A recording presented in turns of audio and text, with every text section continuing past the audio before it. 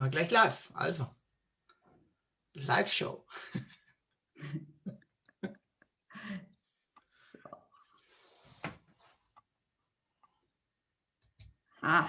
Und we are live on Facebook.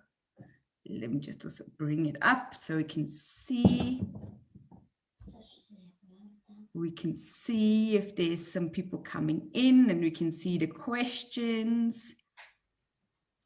Yes, we already have some people coming in. Wonderful. All those who do not have anything else to do in the Sunday afternoon. It is Sunday afternoon. That's why we're doing it on Sunday. So to make it easy for everybody to watch us. True. It's according to me a good day and time. And I mean, even for the ones that don't have a chance for watching us now, this video is live afterwards. So everybody can watch it whenever they have time, whenever they want to. So recorded forever. Yes. Oh my God. No pressure, no pressure. No. Not at all. Not at all. It's fun. I like it. Pleasure to meet so many people there. I hope as many as possible. It's really nice because it's just a platform where we can really share with everyone out there. We already have 70 people in the room. Look at that. Hello, everyone.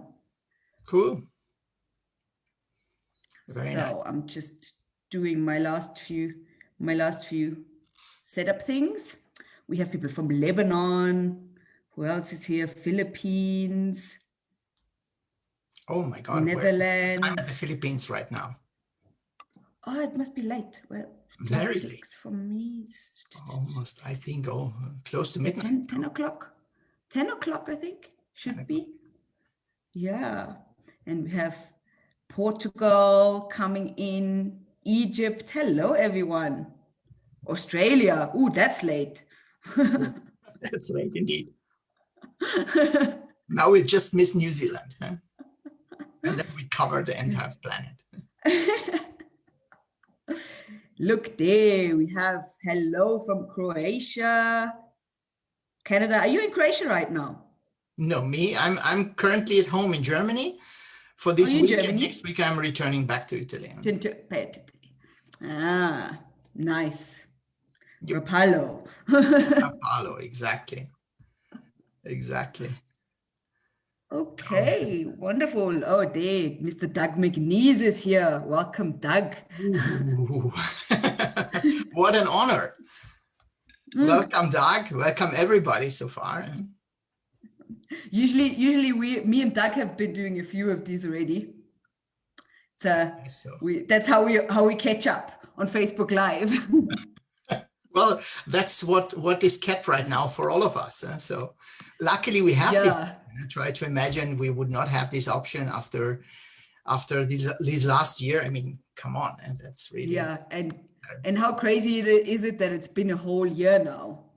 Absolutely. Hopefully it's really like you can see all these memories popping up of like 1 year ago, lockdown started here and exactly. Okay, nice. It's 4 o'clock in South Africa. That means it is 3 o'clock Central European time. Correct. So that means we can start off. Welcome everyone again. Welcome to our Facebook Live, Scuba Sunday. Today we will talk about equipment. Like always, you can ask questions in the comments. If you have anything, if you're interested in knowing anything, hearing anything specific from Dushko, just ask us in the comments and I'll go ahead and ask Dushko here. And if you have anything else, just let us know. We're really happy to have everyone here with us. And Dushko, welcome. Welcome to our first Facebook Live together. Dushko is the International Sales and Marketing Manager for Maris. So tell us a little bit about yourself and how did you end up in the diving industry? Well, first of all, Corinna, thank you for the welcome. Hello to South Africa. Hello to the entire world, to everybody who is attending this meeting now. All over the continents, I have the feeling almost nobody is missing, or not one continent is missing. Anyway, quickly about myself, because that's not so much important. I ended in the dive industry rather unexpected, and from my side, not really planned. Quite a long time ago, I started working in '88 as an instructor. In a period, I was still a student, and in a certain moment of my activities, it developed from a part-time almost to a full-time working for one of the biggest at that time diving centers and retailers in Germany. My first contact to Maris, I have to say, started already in 1991, where this was triggered by a technical training at that time. And these were also the times where our business environment had a massive demand for instructors who were also able to sparring a bit with the dive industry in the communication, in testing products. And there were indeed not so many at the time. And then finally in 1996, this was leading to my first employment with Maris, so the company of my heart, I have to say. So I ended in a while. somehow it was my destiny to arrive there. And there were some people supporting this destiny, definitely, of course, and they're always having two sides arriving to each other.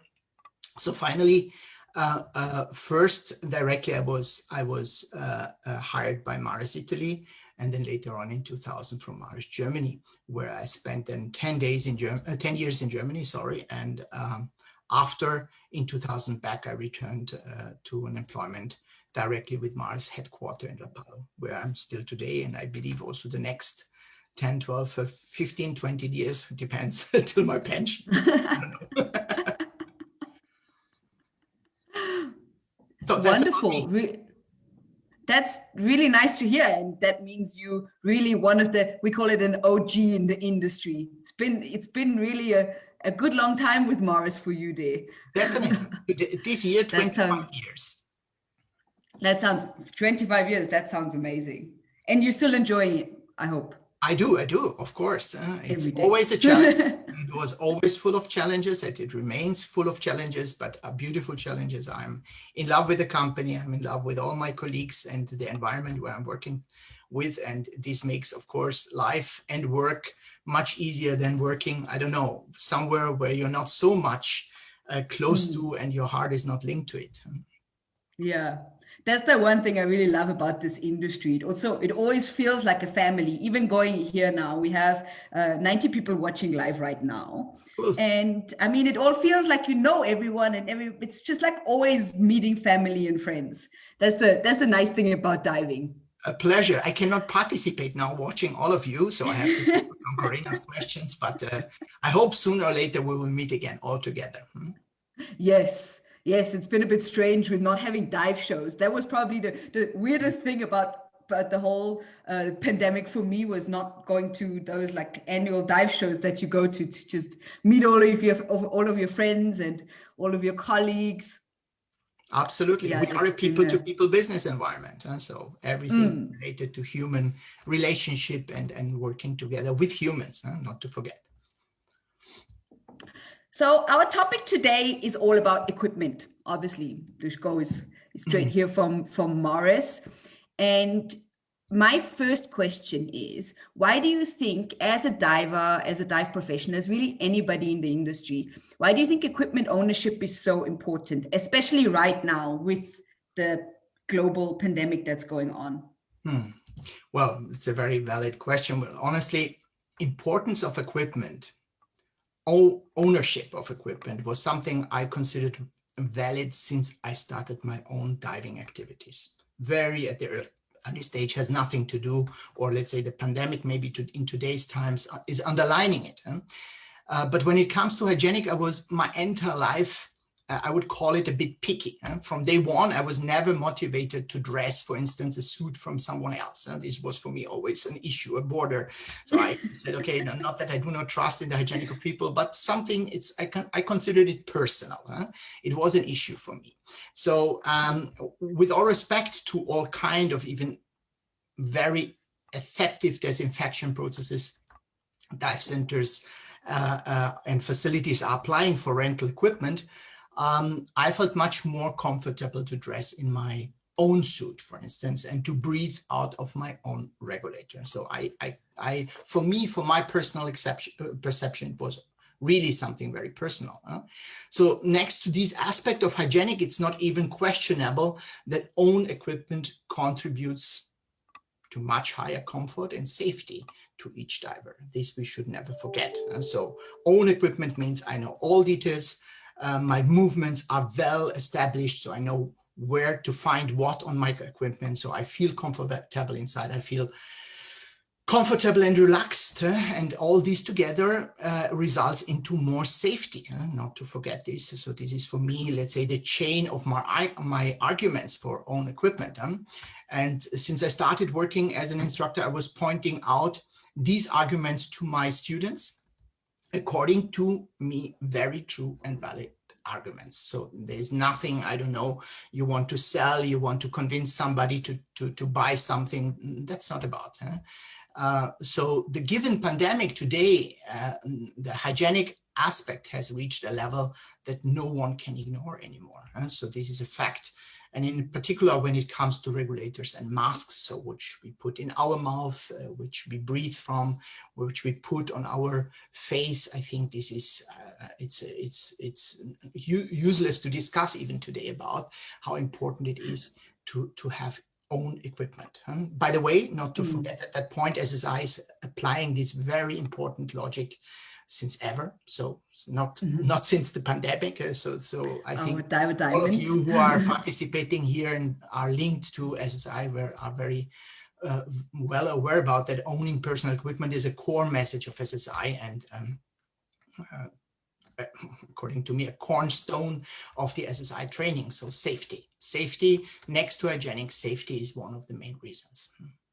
100%. I 100% agree. Just being aware of when that regulator that you're using was serviced the last time, having it being my own responsibility, it's just so important. Definitely. And everybody can just build up their equipment to their preferences. For me, I prefer to wear the freediving suits. So I will always wear my freediving suits, even when I go scuba diving, because that's the suit I prefer. And just building my equipment to that preference of how I enjoy to dive. Exactly. And if I go somewhere and have to use rental gear, because sometimes it happens, you're never as comfortable. You're always like something's like going on somewhere. That's why 100%. Sure, your own equipment, building it to your own preference, to your own safety standards. Sure. It's simply not matching 100%. It's not adjusted to you 100%. So you always have to let's say, adjust these new equipment somehow and to adapt to it. I would say for someone who is permanently used to dive, this is not a big issue. But I would say for a regular diver who's diving from time to time, perhaps 1, 2, 3 times per year, if even, for him, her, it's challenging to adapt every time to its equipment. And so the first 1, 2, 3 days are always somehow, till I know where is what. So that's why, according to me, own equipment, even owning own equipment and going with this equipment once per year somewhere for dives, according to me, is already a challenge for people. Renting is then something on top. Yeah. 100%. And I just enjoy how I can build it to my needs. Like I'm a very minimalistic diver, so I will have my Red Devil and I will have my freediving suit, and I try to keep as little things on me as possible. And it's just how I enjoy to dive personally. But then I know a lot of friends of mine, they have all the gear and everything, and that's also fine. And then just building it in that way and doing your own thing in a way, just makes it so much better and makes your diving and your experience and your body experience just so much better. Well, I think this is exactly the point in diving. Like you said, for yourself, Corinna, you are working or you're diving minimalistic. So you equip yourself with as less as possible. And then there are people who like to have, let's say, a pretty let's say large number of equipment carrying with them. So everybody can choose his way of diving, and this makes it also somehow very individual and nice. So and philosophy is also very individual. Yeah, 100%. And I mean, diving is a leisure sport. It's something that we do for fun and that we enjoy. And Exactly. that having your own equipment just makes it that much more leisure in a way. Definitely. I mean, just think about hiking. I mean, would you go hiking with rental boots? So, or if you do it, I think afterwards you would regret it, because I think that's a good example and how comfortable you need to feel if you're doing whichever kind of activities. And these are the details which make the difference. Own equipment, rental Yeah, equipment. I don't say rental equipment. We're selling a lot. We are having a lot of rental of equipment course. outside in the world. And God thanks it's like this, because there are enough people who are still renting equipment. But again, the choice and looking out of today's perspective into equipment, I think we mentioned already these arguments of hygienic aspects, and not to forget all these safety and comfort issues. Mm. What is your own favorite piece of equipment and why? Well, If that's an of all interesting of your equipment you had to choose one piece.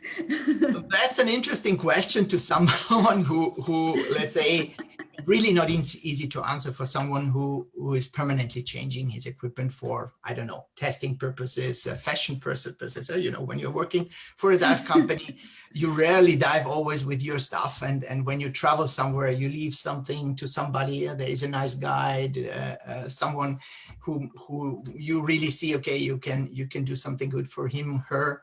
And then you leave your equipment. So usually I'm maybe not the right person to ask this, but on the other hand, to describe it as follows. Except of boots, according to me, which might I almost not hate have boots. any impact on my dive, I consider each part of the equipment important. And so each part of the equipment has a certain impact on my dive, on my comfort, on my safety. And that's why I would not say, okay, this is, of course, you can then always discuss which is more important and what is not important. But back to what I mentioned before related to hygienic aspects and safety, I would say a regulator is one of the most important parts for me as a diver, where I want to feel safe.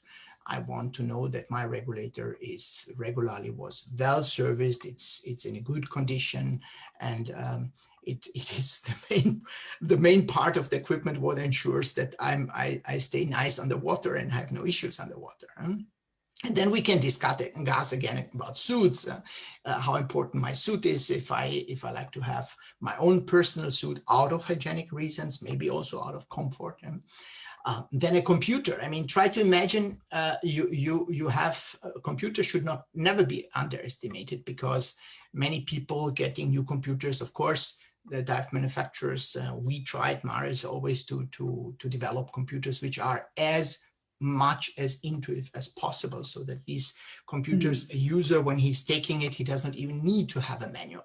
So if he starts playing a bit with the bottoms, he understands automatically it goes forth and back, and I can confirm and go back, and this is what I need to do. But nevertheless, just looking at the display of a computer, I think it's a big advantage for a diver when he's familiar with the product. He knows it, he looks at it, he automatically understands what is behind, especially in stress moments, as we all know. This changed the world, so this changed everything. So one is theory, and the other thing is when it comes to real stress moments.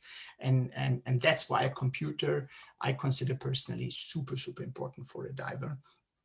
And perhaps also one of the products which a diver should have as own equipment.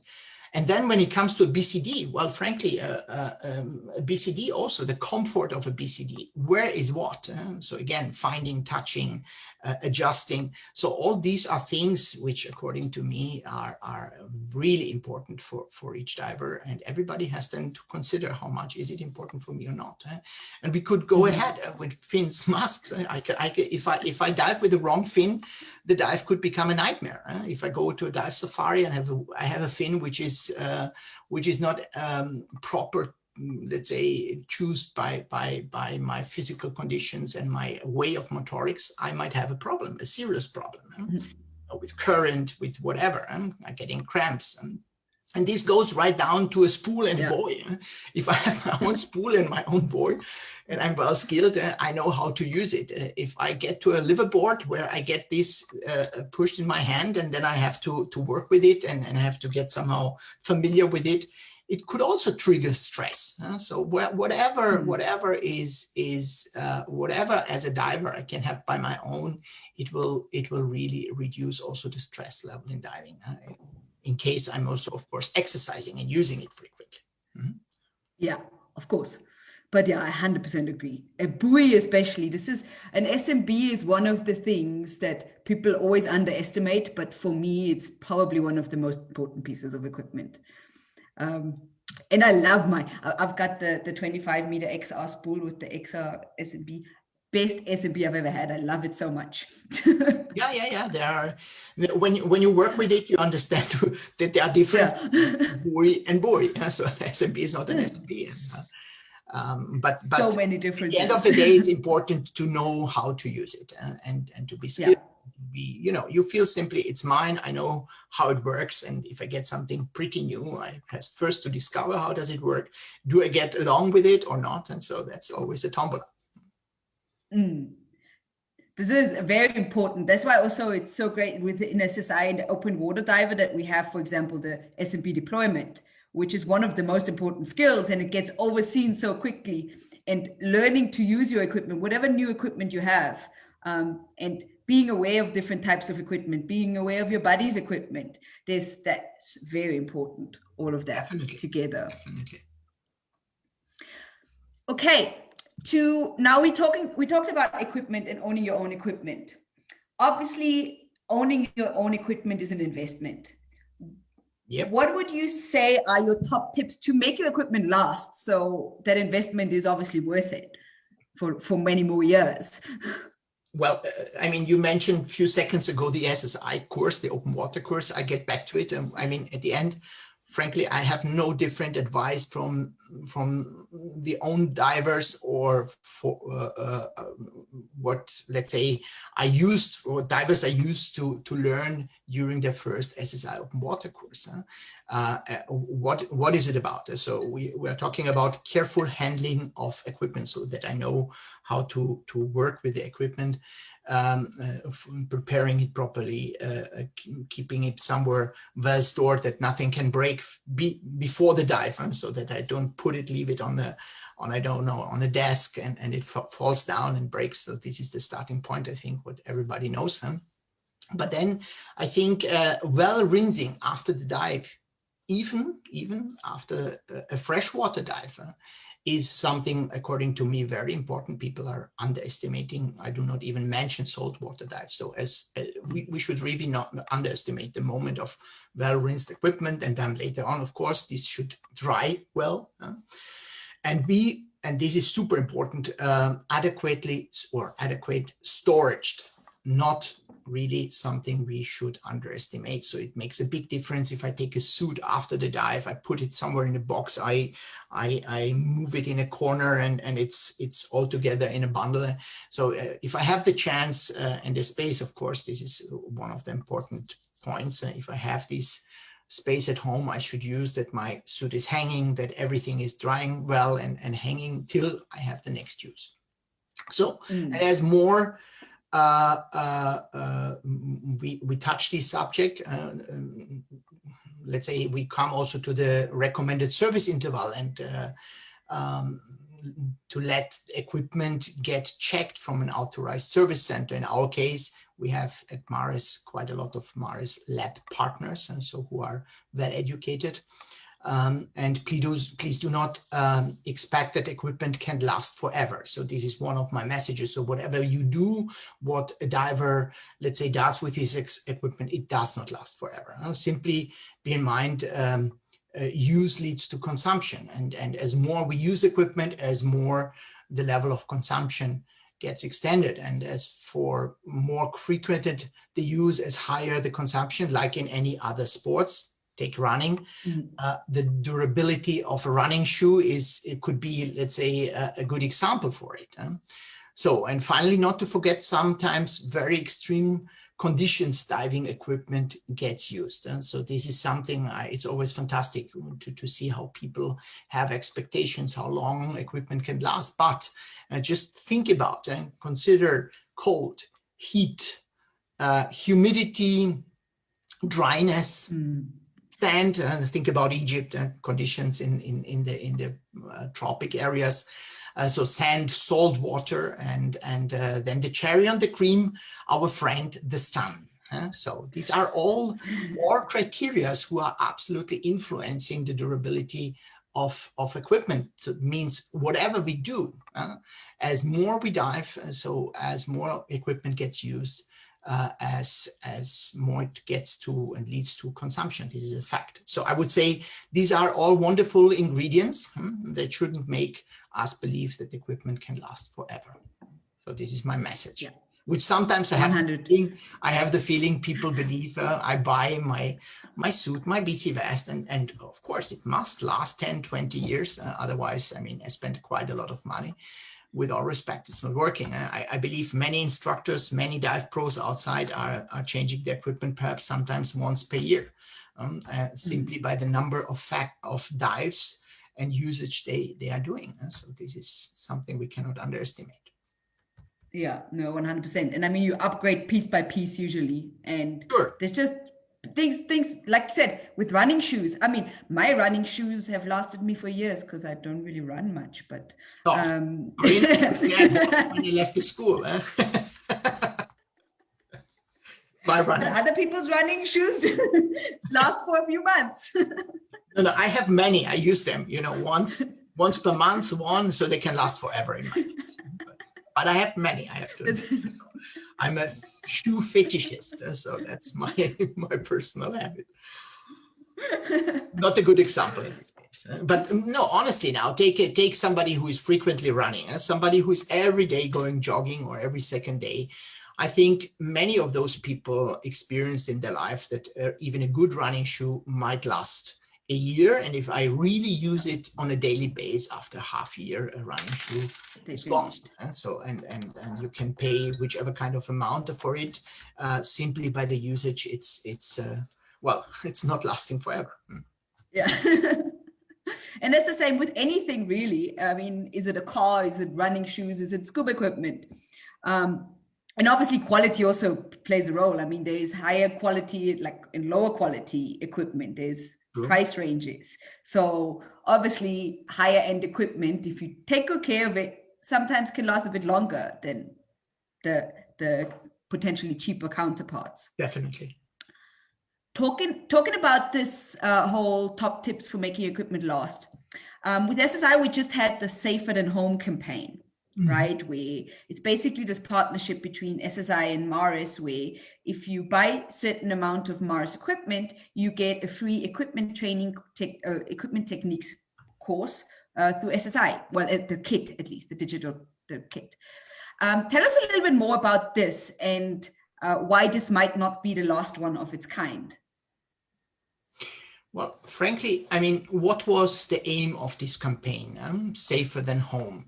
This campaign by SSI and Maris was what we wanted to emphasize was exactly what we were discussing some minutes ago.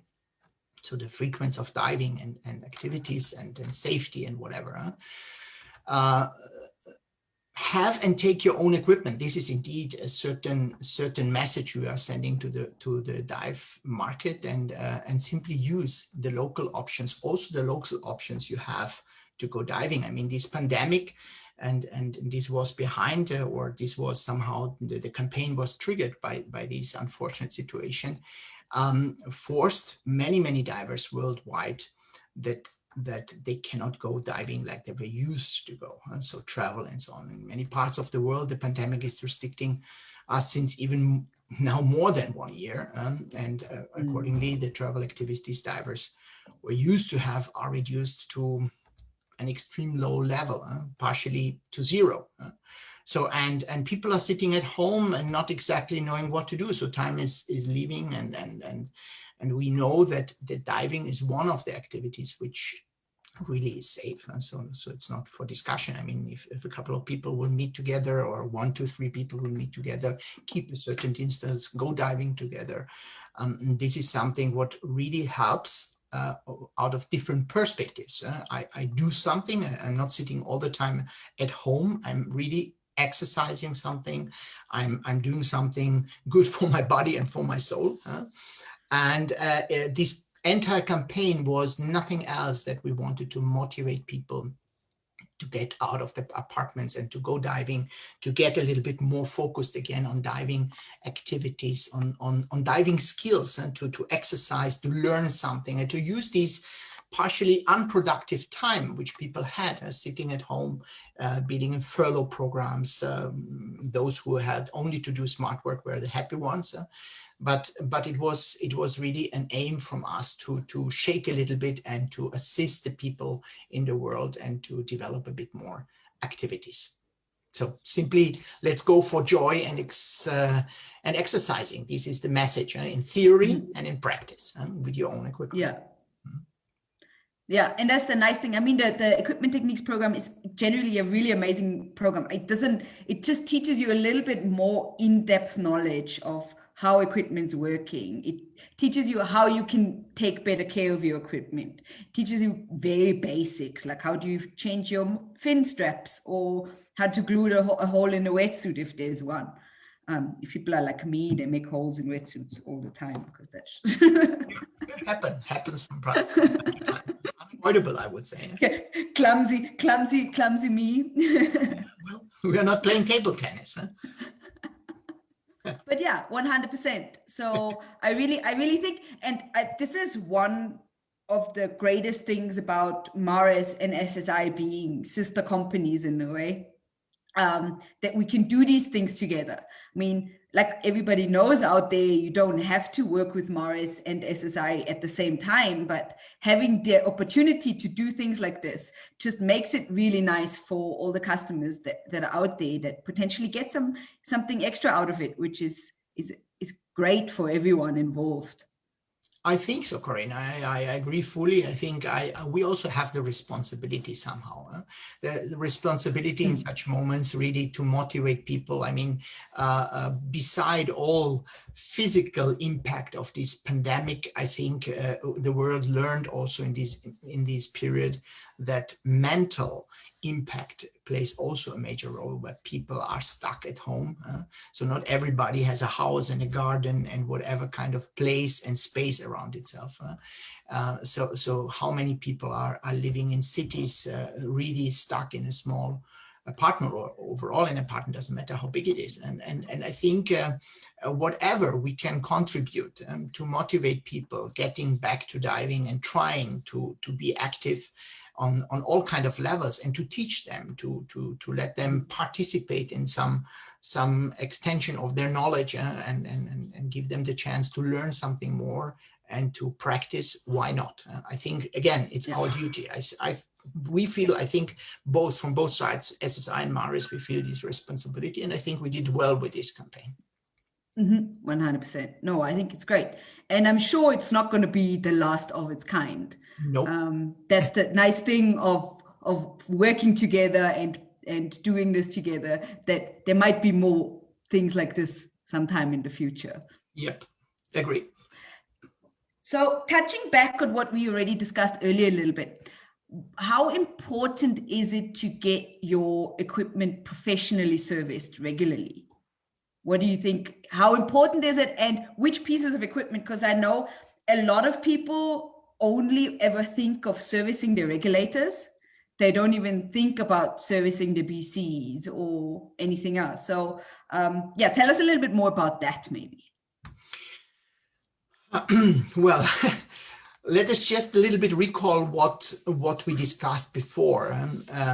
So diving equipment gets used under extreme conditions. So let's keep these as a basic statement and a fact we cannot ignore.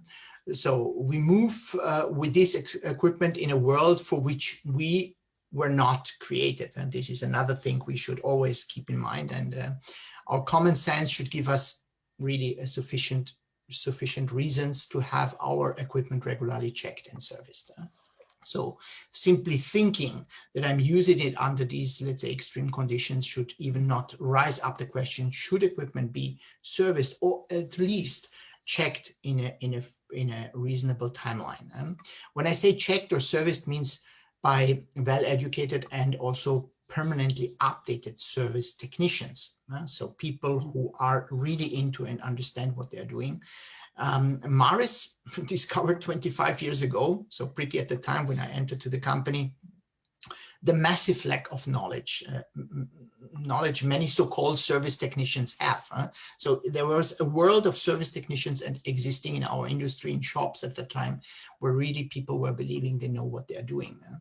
And it was, I have to say, a kind of shock to learn at that time how people believe they have a reasonable knowledge, but then when you get into, you understand, okay, there are a lot of holes which we can fill in with knowledge. So the perception of many of our members in the industry was far away from a kind of reality. And at that time, Maris invested in a really pretty challenging training program for service technicians in terms of content and didactics. So we developed something at that time really out of the understanding that it's not good what it happens outside in the field. And so it's important that when somebody gets to a shop, to a center, that the people there who are doing and running the service, they really know what they are doing. And then we are, of course, talking not just about regulators. Even, I have to say, the lab program which we developed then for service technicians, which we are also updating constantly, of course, with the development of products, but not only on regulators, of course, on all kind of our technical equipment. So this we did quite successfully until today. And not very important also to mention is that thanks to this digital learning system developed some years ago for SSI, and with SSI we started to use this digital platform also in the same way for trainings of our Maris lab programs, because we understood how difficult it is for our, let's say, partners who are perhaps located in some exotic places far away in the world, somewhere in a corner, how difficult it is for them to participate frequently and then also exchange the level of knowledge in between us and them. Again, this digital platform was really helpful to like we are today together, to reach all these lab partners. So, and why Maris put so much effort into this education of our service technicians is simple. We want to ensure that there is quality behind. We believe safety is absolutely mandatory, and with all respect, and finally, not to forget liability, which no one of us should underestimate. How important it is really that equipment, out of the perspective of the service technicians, but also our own perspective, that we have the responsibility from time to time to let it check, to control, to get into. And again, I can only underline, this should be done by people who are educated for it and who really know what they're doing. Because yes, the principle of regulators or principles of regulators are pretty close next to each other from one manufacturer to the other. But at the end, the details make the difference. And that's why we are investing so much in qualified service centers, and why we recommend to people really out of all these perspectives to go frequently and to let check their equipment, and to do it perhaps even before they go to whichever kind of travel and dive activities, at least once per year, to make a global check, and perhaps also when they come from somewhere, if there is something technically not maybe perfectly performing or was not perfectly performing, that it can get checked again. So rechecked again. Yeah, 100%. And it's so important. I mean, in the end, if you look at it, the regulator, for example, is literally your lifeline while you're underwater. It's what provides you with air. So if you don't have this checked regularly, and if you don't have this serviced regularly, it can get dangerous potentially. And that's not what we want. And for me, I'm a big fan of the lab course. I personally obviously also did it, and I think really every dive center should have qualified lab instructors, or whatever brand you work with. You have to have qualified and updated people to service the equipment. Definitely. It needs to be done. It needs to be done. And for me personally, I think servicing equipment is one of the most meditative things I can do. Like I can do this, I can do it for hours. It relaxes me completely. Qualified for it, and you can do it. But somebody who is not qualified should keep the hands on it. Yeah?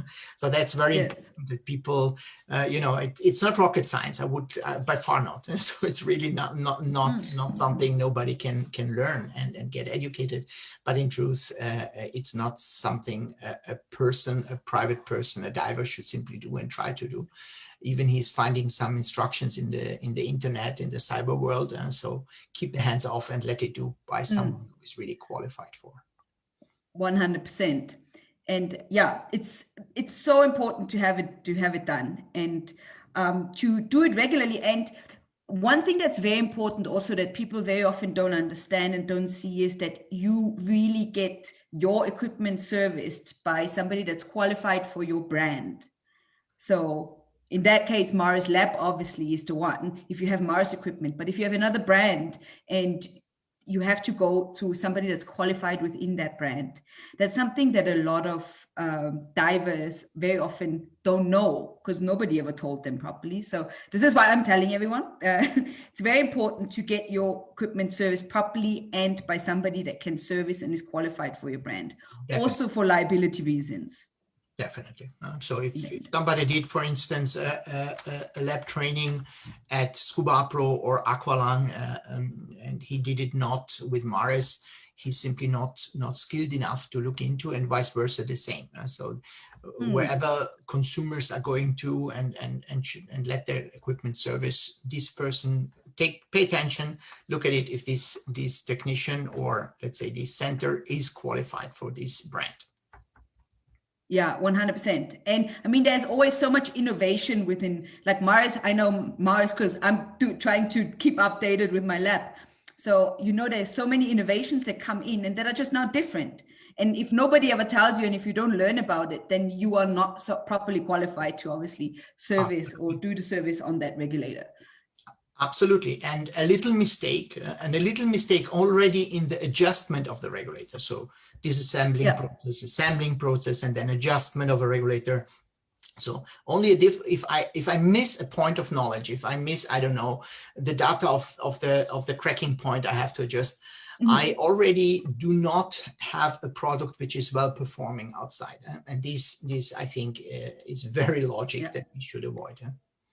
And I mean, even within a brand, like within Mars, there's different pressures, different intermediate pressures in different regulators that you need to be aware of and that you need to be taught before you can properly service a regulator. Exactly. 100%. Exactly, Corinna. What would you say is one of important points to consider when buying your own equipment? Let's say you want to start buying your own equipment. What would you give as a tip to our customers out there that don't really have equipment yet? Well, I think the first question someone has to answer to itself is that the choice of equipment should be taken starting by the water conditions where the dives will take place. So I have to ask myself, do I want to dive one day here? Let's say now I'm in Europe or somewhere else in the world where I have perhaps cold water conditions. Is this my preference? Or do I say, no, I start diving and frankly speaking, I only want to dive in tropic warm waters. So this would be the first starting point which I should understand as a user, as a new diver. And then to choose, of course, my equipment and to say, okay, this is for local diving and something then for travel where perhaps also, not perhaps, for sure, weight plays more and more an important role, and to say, okay, I have to consider which is the weight of my equipment and to adjust, let's say, my decisions according to my needs. So individual physical conditions, by the way, should also not be underestimated and should be an important reference. So perhaps I enter into a shop and then I see all these beautiful fins there and whatever, and I like especially this wonderful color, and it looks so cool how the design of the fin is done, and I want to have this fin, but this is not the criteria, not at all.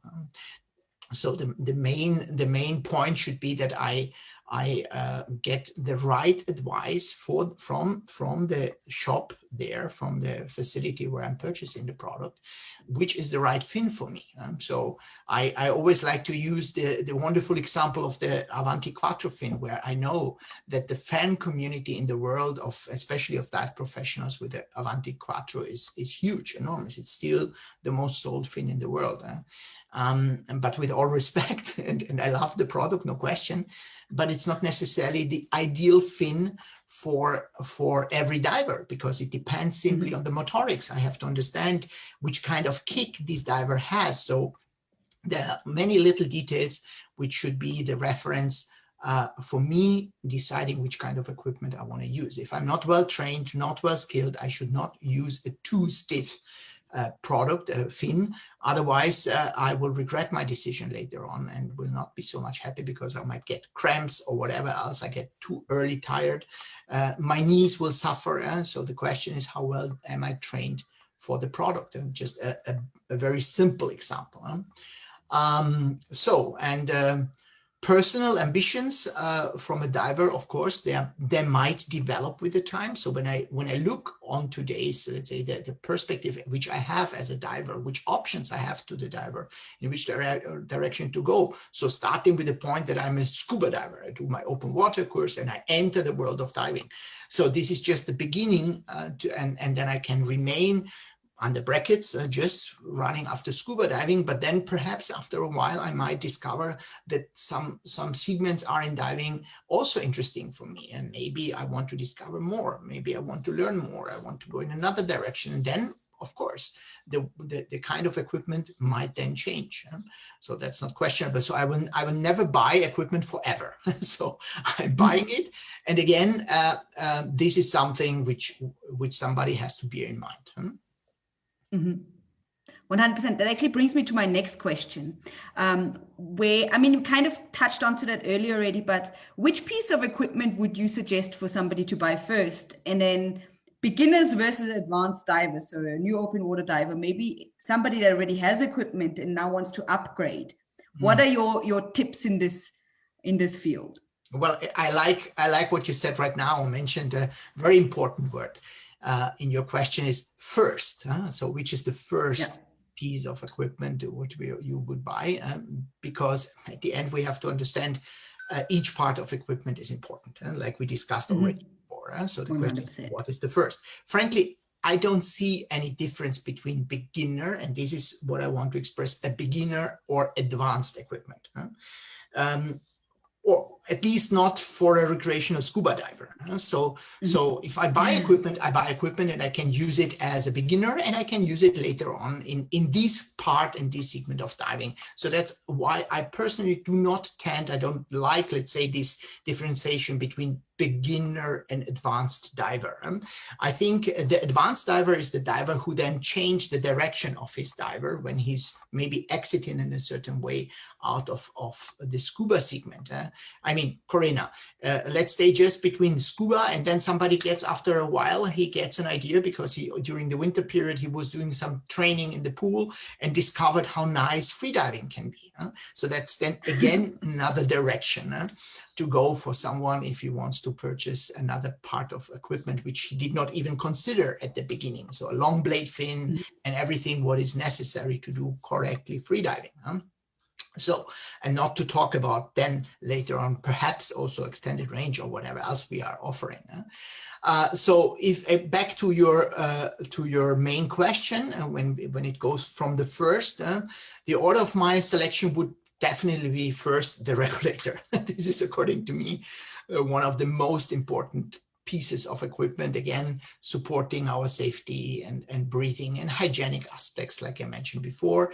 And then again, I'm talking about my personal preference. I would also immediately grab a suit because I'm so picky on this. And then we discussed before, computers, PCDs, these are all very individual things, which I, as a diver, should then choose my let's say priority list to say, okay, this is the first to go. But again, regulator, and then everybody can decide what is then after coming. Is it a computer, is it a suit, or the BCD? Yeah, no, I'm 100% the same. And the nice thing about it, one thing that people need to understand, I know a lot of people are scared of like starting to dive and then putting in that big financial investment of buying everything at once. You don't have to do that. You can start off and just go piece by piece, which is the healthier and more normal way anyways. Because you also learn, the more you dive, the more you learn about equipment, the more you learn about your own preferences. And that's when you can upgrade piece by piece and learn about the things that you, like we said in the beginning, want for your own diving experience.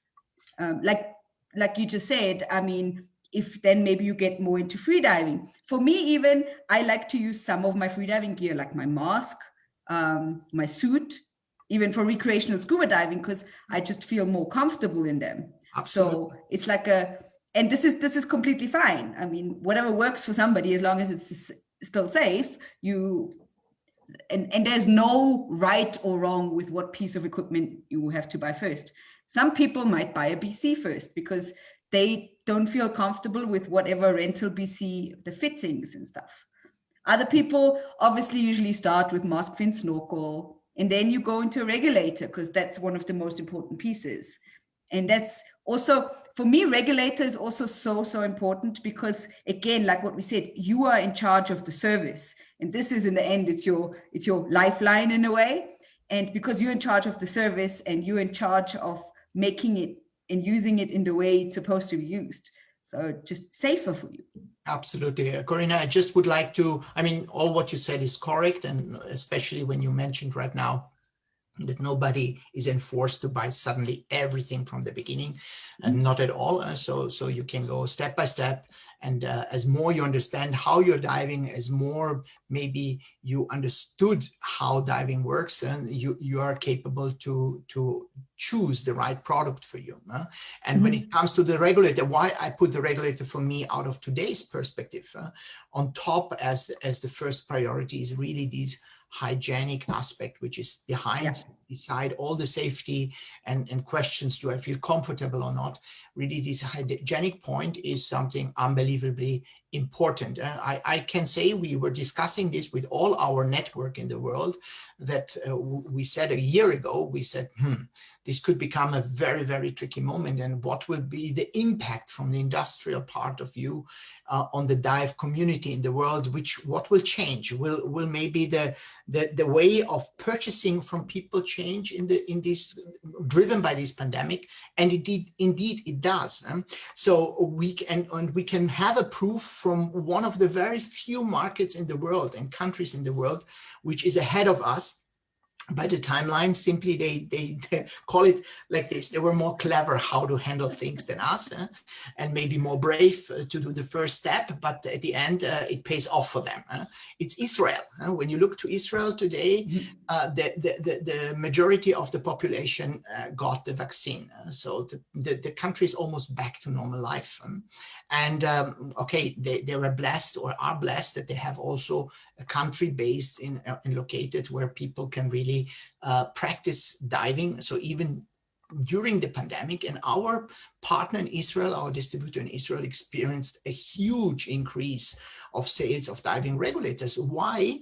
When we discussed internally, also in our internal meetings with our partners in the world, we said, okay, regulators, due to these hygienic aspects, could be really a triggering point for and something which will people motivate to say, okay, before I breathe from somebody else's regulator, I want to have my own. And it happened exactly there. So Israel is a role model, a super example. What happened in the world when the gates opened and when the people start to purchase again equipment, regulators by far number one. I think, if I'm not wrong, I shame on me, I don't have exactly the numbers that I can say now in percentages, but I would say easily he doubled the number of sales of regulators because people decided to purchase own regulators. And this is a strong signal also to all other markets where let's say many colleagues perhaps also attending right now this meeting should be in mind. And so people will invest most likely due to this pandemic much more into regulators, for instance, than they did before. Yeah. No, and I think it's super important. I mean, like we said, we keep on coming back to regulators because that's just what's at this point in our lives. It's not like even though we all have vaccines, everything's going to go back to before. It will not happen so soon. I'm that person, like now if you watch TV, I'm like, why are these people not wearing masks? They're hugging, they're way too close. True. Yep. So things are not going to go back to like normal anytime soon. So it's super important. Unfortunately, not so soon, no. And one more thing that I was also still thinking to add is like what we said earlier with beginner and advanced equipment.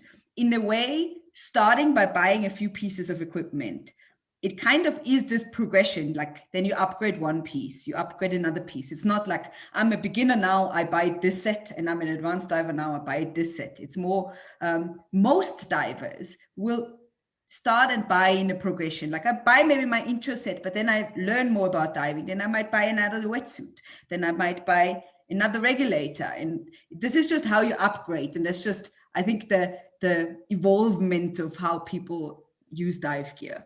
I agree with your assumption, Corinna. Definitely. This I would confirm out of our experience, and I consider it also very normal, and because at the end of the day, it's an investment, and people start with something and then build up the entire configuration which they like to use, simply because also with the time they have the knowledge of what they want. Yeah, it's like with anything, like when you buy a first smartphone for somebody, then you might buy something not super amazing and you upgrade until you get where you are now. And then you are this person. You might be an iPhone person, you might be a Samsung person, but it just comes there. True. There is a little bit of a discussion going on in our comments about why an agency is cooperating and working together with an equipment producer. I think maybe it's worth a few of our words that I just want you to maybe put your standpoint on this. Why are we working together, and why does this not change anybody who prefers, like Eric says, he prefers X-Deep and the Shearwater computer? Why does this not make a difference even though we work together, for example? You're talking now about our, let's say, relation between Maris and SSI? Yeah, so basically in the comments it's being asked, why is there such relationship? A good question, a nice question. It's almost now, which is it, 21? So I think in 13, we had I make it simple. We had a very, very interesting, which we have, of course, from time to time, management meeting in Rapallo. And we came to the conclusion, to the very sad conclusion from the perspective out of which a manufacturer has, that the impact and, let's say, the success from our perspective as a manufacturer in the industry is hardly triggered by our own capability. What I want to say is, so we are, it's very difficult from the dive industry. We're not powerful enough, perhaps like other industrial segments, to penetrate and to influence the consumer, okay? And to reach the consumer with certain messages. And very frankly, it was not just our idea. So to get things together must also arrive somehow from two sides. And at that time, the shareholders of SSI had a very similar perception, understanding that, let's say, if we want to develop and to contribute as good as possible to the market with the time, it's definitely the best option for the industry if let's say a manufacturer and also an education company work as close as possible together. So even we, at that time when we acquired SSI, it was not the case that we say, okay, now everybody is forced to be a Maris center, and vice versa, by the way, the same. We did not say to many of our partners, which were petty partners, for instance, whichever other training agency, that we forced them to change to SSI. So we were very smooth, very open-minded. We wanted first to do our homework, to do, let's say, this homework which we are still doing, and it's an ongoing process on the SSI side, on the Maris side. What does it mean, an ongoing process? It's an ongoing process developing and creating better and better tools for our partners outside in the world. Because, ladies and gentlemen, whoever is listening here, please, keep one thing in mind. All this perception of competition and competing between one brand and another brand, and competing between one agency and another agency, what at the end inside the industry there is a certain competition, but that's not our main problem. Please never forget, our competition is everything what is not related to diving. So we are such a small industry environment, and we know it. We belong to the sport group of head. We know how little we are compared just to racket sports or to winter sports. Just look at all other kind of activities people could do. So our diving industry must find ways to protect interests, to survive, to exist also in 10, 20, 50, 100 years. So how can we do it? We can only do it with as much as possible knowledge. So really capacities, competence, and where you can get and build up competence and knowledge more than being together in one environment under one roof, between education and equipment production, where we are sparring together, getting, let's say, input from each side. And I think this was, this was the main trigger which convinced us at that time to become one company under one roof. And it's the reality and nothing else. So believe us, if it was related to money and Maris would be able to do it, we would purchase Paddy, but it was not possible. So it was not about the, hey. No, with all respect, no. Just as a stupid example. And at the end of the day, this is not the point. The point is to have the good partner, so somebody on the other side whom you consider to be a good partner. And then with all the investments which we did, that we should also not forget. I mean, from the moment when SSI became a family member in this head group with Maris, and the investments we did in the water sport segment to develop all the digital programs you dive pros are using today all together. And this was not falling from the sky. And so this costs a lot of money to develop, and a lot of time and knowledge, which the colleagues on the SSI side in particular put into, supported, of course, with the money from the group, to get as quality-wise as high as possible, to be competitive and to be better with all our professional way of work versus all other activities. Go to whichever kind of resort, go to Egypt, I don't know, in Egypt or elsewhere, it doesn't matter. And you go to the beach, and then you have the surfers around the corner, and then you have the kite surfers on the other side of the corner, and in the backyard, there are the guys with the quad bikes who are offering something. So we must be better. We must be more professional. We must give to our partner the best possible tools that we can ensure. And this means also for you, dear dive professionals, that you have a job tomorrow, in 5 years, in 10 years, perspectives, diving stays alive. Otherwise, the others will eat us. Very simple. That's in the matter of the nature. So evolution, the stronger one will survive. And believe me, we are not the strongest. So we are doing everything to survive.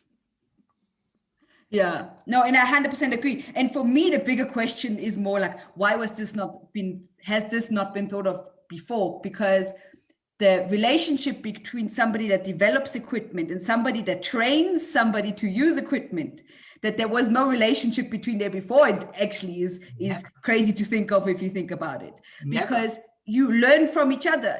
People, we now have instructors in the field that do that. It's just Doug says it nicely, it's synergy.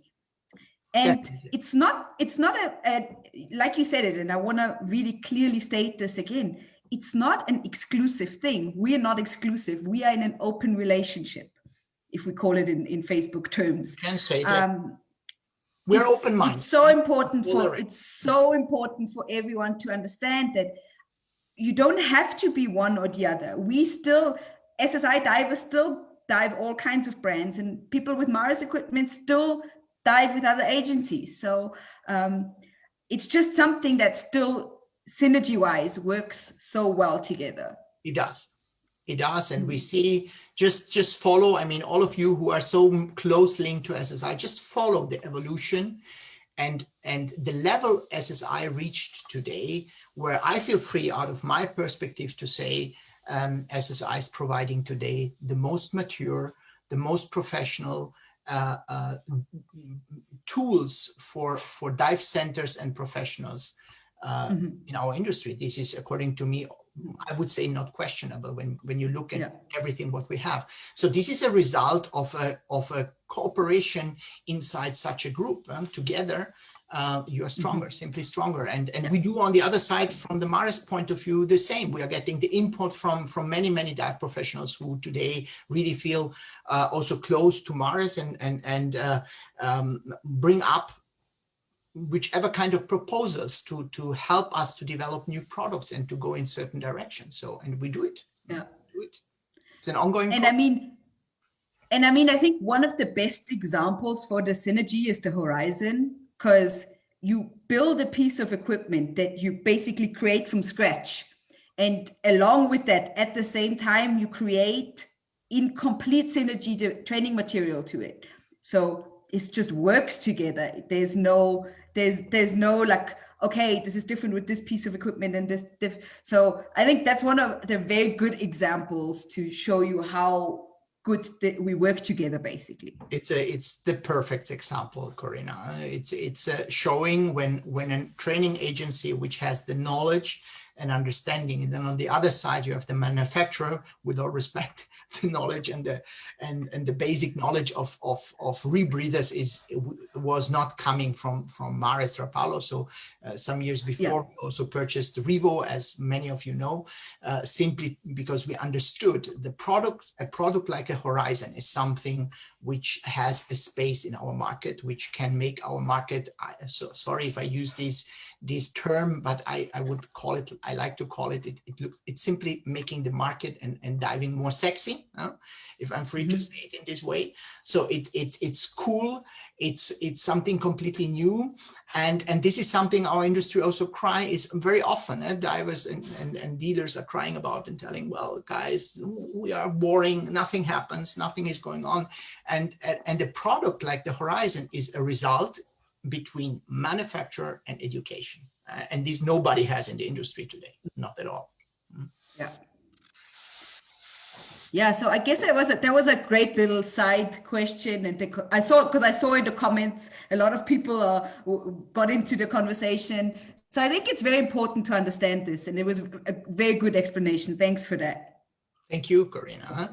So perhaps maybe when we arrive to this point about SSI and Maris and this cooperation, and let's say that we are sister companies next to each other under one roof, I would like to let a little bit to point out the importance also and the role, and I think this is something you and me some days ago were a little bit discussing about the role of the dive professional when it comes to equipment. And here also my message to the dive professionals. So there is, at the end of the day, no doubt that the dive pro plays an absolute key role for the entire dive industry. So this, ladies and gentlemen, who is ever attending this meeting, you should be aware about. And so the dive pro, and this is something we understood also many years ago, has a super important role in the dive industry. I was doing it. I know very well which influencer I was at that time and how much I could be the one who can route the student in a certain direction. So So this is something I like to call it, the Dive Pro is the tip of the spear of our industry. Maybe it's not the right wording, but this is how I like to express it. And so seriously, the highest responsibility in our industry is on the shoulders of the dive professional. And why is it like this? Simply because he is in touch with the consumer. So the dive center, the resort, is the first point of the consumer when he gets in contact with diving. So and at this point, the Dive Pro has this major influence on a new diver, so on all subjects. So he or her behavior must be super professional, on a professional and competent level. And so it's entertaining people, it's taking care about people. So accordingly, an appropriate level of psychological and pedagogical skills is super important at that point. And I think these are things we have to be aware about. I mean, under the roof of our company, as we are the head group, we have an extremely good example with Head Racket Sports, and where we learned from our side, and it was also interesting to see from the colleagues from the SSI side, how successful Racket Sports is running this entire business and the entire business environment, linking it extremely to tennis teachers and trainers. And so how much important it is. And for us, it is definitely. And so the Dive Pro, of course, together with the training facility, makes the difference. If a new diver continues diving and feels well as a diver, or he might then say, well, I think it's not so exciting and I'm not so much convinced, I don't know. So perhaps it comes to this point, but at least the Dive Pro has a huge role in his perception or in the perception of a consumer.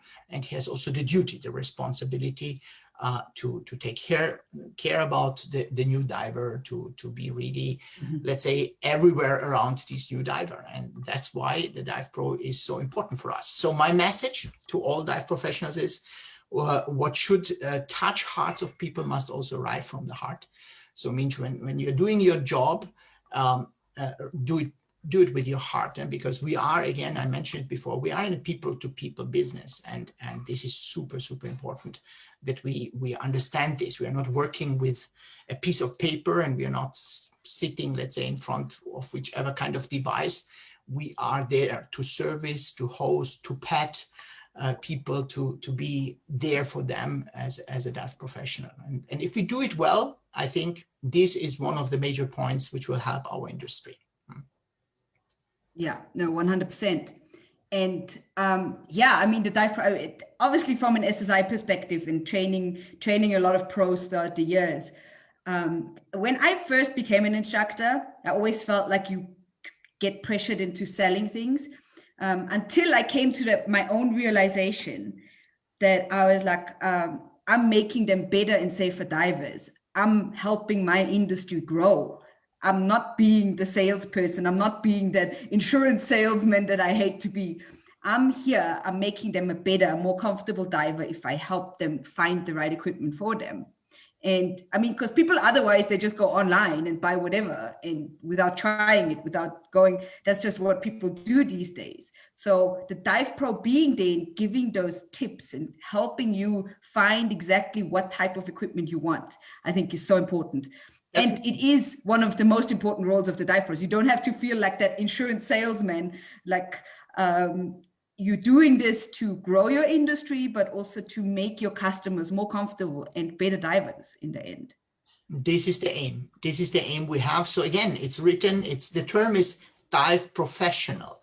Means we have to behave professional. This is already explaining our duty there, and our duty and responsibility is at that point to educate in the training the person as good as possible. And then in parallel, I'm also the consultant of this person, of this new diver, whom as a professional, I can give the right advice, the right direction, to sparring with him, to talk about the right piece of equipment. And that's why it's also important that I, as a dive professional, also I'm really into and understand what is around. To say I don't want to sell equipment, I don't want to attach equipment, this is not even the point. It's not about that I have to sell. In a certain way, I have to contribute. This is a responsibility I should not forget. The aim to be, when you become a dive professional, you have somehow a duty to contribute to the industry. Why? Again, not that, I don't know, a brand ABC is selling more or whatever. This is not the point. The point is, again, never forget, if we don't keep divers into diving and we keep them only if they have also their own equipment, I think this is also something which is proven with the time, that people who do not have own equipment much on an earlier stage leave diving and go to some other activities than those who then have own equipment, enjoy their own equipment, and feel also linked and committed to diving. This is a super, super strong detail. Yeah. Please never forget this. And this is why the dive professional has this key role for the entire industry. And like what you said, I think it's super important for a dive pro to keep up to date with what's out there and learn about what different equipment brands and equipment things do. For me, for example, one of the most important things, and one thing that Mars has been doing really well in the last few years, is the environmental impacts, like Mars has been reducing so much plastic. And that, for me as a dive pro and me as that hippie that I am, is one of the super important points. And those are things as a dive professional, I think you should also think about. And when it comes to helping people, educating people on what types of equipment and what impact the type of equipment has. Absolutely, Corinna. That's a super, super strong message which you sent right out. So this the sense of sustainability and always keeping in mind that we have really a responsibility. And so even we are a small industry, we have to do everything possible to protect our environment. And from our side, from the industrial side of view, this is a huge challenge, and so it should not be underestimated. So let's say for an education part of our company, it's simple. Everything is digital, so we cannot almost be more environmental friendly than we are. So there are no forests which get cutted because we are producing new books or whatever. So we do really something very, very good on the SSI side. But on the other side, when we look at Mars, looking at all the packaging and it's so complex through the entire line. I mean, we have almost 2,000 products in our product line, where with all supply chains, with all kind of production plans, we have to let's say leverage all these processes and to get to as much as environmental friendly packaging. This is the point, that we cannot avoid plastic or some material in our product lines. At this time of our evolution, it's not possible. So we have to take what we have and use the raw materials which are at our disposal. But we are also investing. So Mars is investing a lot of money to find out which kinds of materials are more sustainable. And at the first point, when it comes to packaging, I think we did a huge step ahead using whichever kind of style of packaging, which is super, super environmental friendly. Mm-hmm. And I think that's in our industry one of the most important, like at this point, being a diver, being in the ocean, seeing what's happening to the environment, I think it makes divers that much more caring about the environment. So even though we're a small industry and the impact might be small in a way, everything is something. And just as a diver, learning about these things, learning about there is possibilities with less packaging, with more environmentally friendly packaging. This will like change the mindset also in other situations of life. You might end up not using the plastic packet in the supermarket, or it's basically this like learning curve. So I'm really happy about the Mars changes in that way, by the way. Corinna, Thought I'd mention that. Corinna and the audience, of course, it's an process which has a permanent evolution and development. And so it's not that we arrived at the end of our let's say targets. By far not, because It's an ongoing process. So we are trying to improve from year to year, not only looking on steps by year, but in mid of the season, so that whatever is possible to be changed, wherever we are able to contribute, we do it. We do it, and so it's a long way to go, and most likely it's a never-ending process at the end of the day. Probably not, but just having that conscious decision and making that conscious move, not just I change something to cardboard boxes and we're good now, but constantly innovating and rethinking and trying to work on it, I think is so important and so great. Very amazing. Absolutely. Okay, I think that's pretty much that from our side. We had a lot of comments. I can see a lot of people having chats in the comments. Maybe Duško and I will go in after also to personally comment back to you guys. Otherwise, thank you very much, Duško, for your time. I think it was a really good discussion, and I think it's something very important for us to have on this live. I think it was very interesting for everybody out there, also for me, of course. Corinna, thank you very much. The pleasure was on my side, so I'm always happy if I can contribute. I'm always happy to be somehow able to sparring with our partners and friends in the industry to exchange thoughts. And this was, at the end of the day, the point and the reason to meet together. And again, a pleasure to meet so many people. I did not look yet inside Facebook who was attending and which questions rised up, but I promise, as I will answer as soon as I can. So during today, I will try to reply on questions people are asking in the most focused way I'm able to do. So I hope I don't have 200 messages. Okay. Also Stefan was right there. He was also commenting, and Doug, they were already following up for us a little bit. Thanks for that, guys. Thank you, Stefan. I thought you have other things to do this afternoon, but okay. Thanks. What's going on there, Stefan?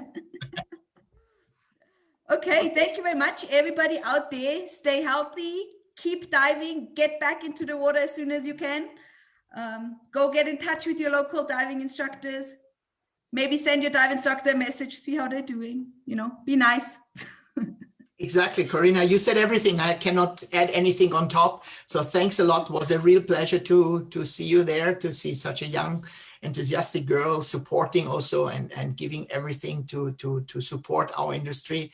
And thanks a lot for everyone who was attending this meeting, taking the time. Bye-bye. And I hope to see all of you live as soon as possible again somewhere. Hopefully soon. Bye, everyone. Bye.